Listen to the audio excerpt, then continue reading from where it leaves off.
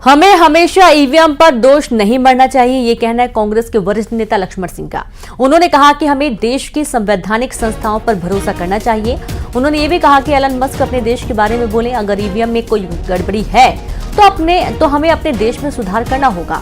Elon Musk उसमें क्या कर सकते हैं? अपने देश की चिंता करें। हमें अपने देश की एजेंसियों पर, हमें अपने देश की व्यवस्था पर भरोसा है, और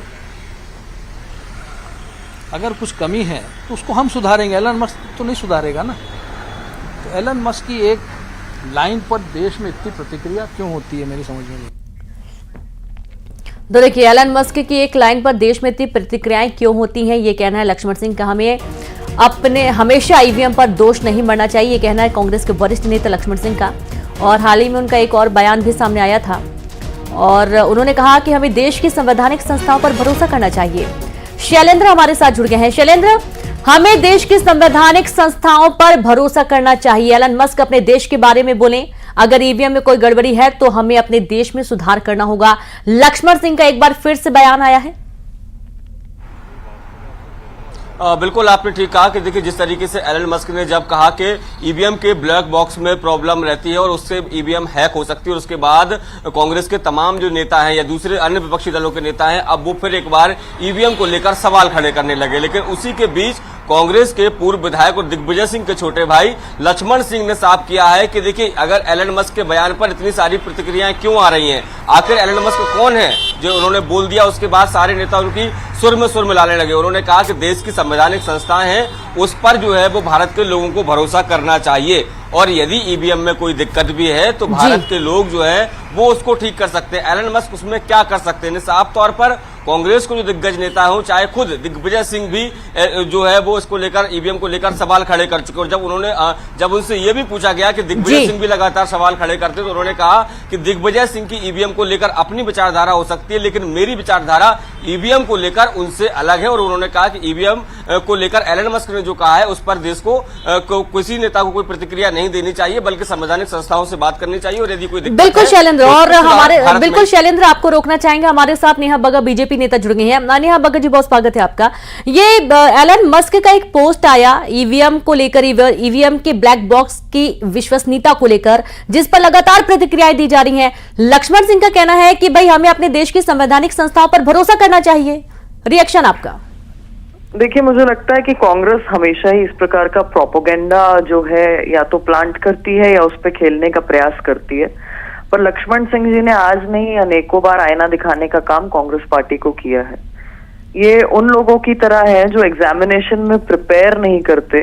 कांग्रेस खास तौर पर बिल्कुल उसी टर्म पर चलती है, और जब परिणाम अनुसार नहीं आते तो कभी ईवीएम, कभी चुनाव आयोग, कभी सुप्रीम कोर्ट, कभी किसी फलानी एजेंसी, कभी सरकार, इस तरीके से सवाल उठाते रहते हैं। तो मुझे लगता है कि इन्हें आत्मावलोकन करने की आवश्यकता है, और जो आईना लक्ष्मण सिंह जी दिखा रहे हैं, अनेकों कांग्रेस के नेताओं के स्टेटमेंट इस पे आ रहे हैं जो आईना दिखाने का काम कांग्रेस पार्टी की कोर टीम को कर रहे हैं। अभिनव बरोलिया जी भी हमारे साथ जुड़ गए हैं कांग्रेस से। आप अभिनव जी, बहुत स्वागत है आपका न्यूज 18 पर।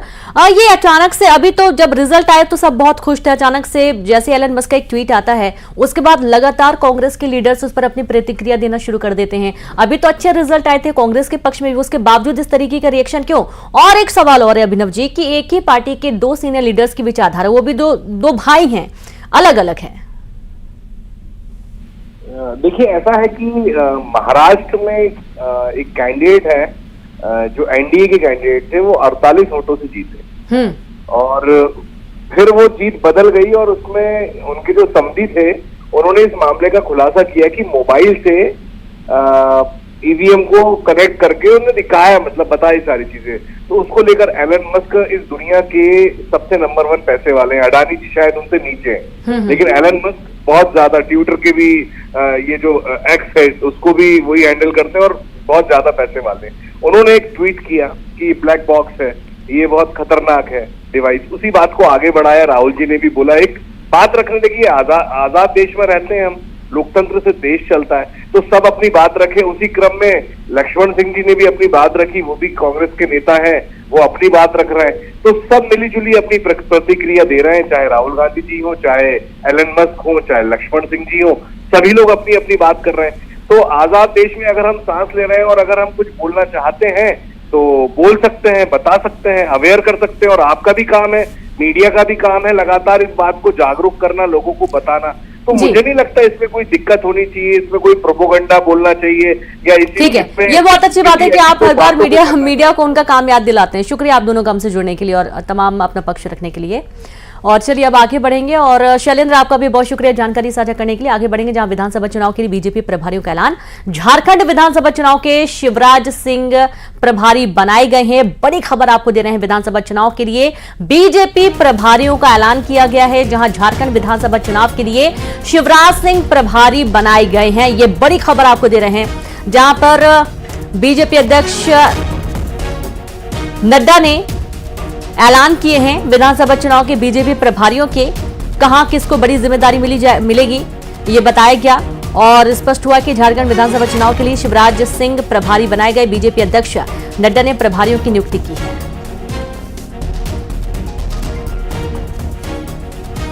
तो देखिए, शिवराज सिंह को एक बहुत बड़ी जिम्मेदारी मिलने जा रही है, क्योंकि जिस तरीके से झारखंड की राजनीति रही है आपको अच्छे से मालूम है कि बिहार और झारखंड पहले एक थे, फिर अलग हुए और झारखंड में जिस तरीके का घटनाक्रम हुआ है उसके बाद से बहुत महत्वपूर्ण हो जाता है कि यहाँ पर राजनीतिक जो पकड़ है आम जन के बीच में वो किस तरीके से बनाई जा सकती है।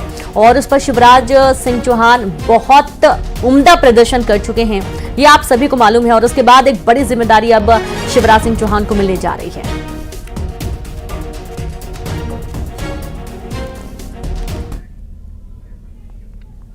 और चलिए अब देखेंगे तेज अंदाज में